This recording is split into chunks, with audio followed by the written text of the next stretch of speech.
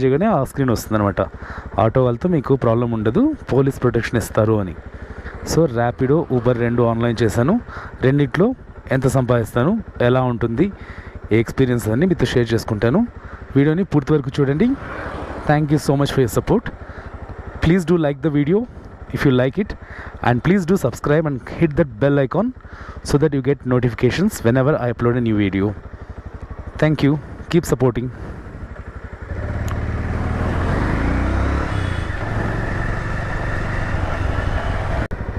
మనకైతే first order వచ్చింది ఊబర్లో. So 83 rupees 7.2 కిలోమీటర్స్కి.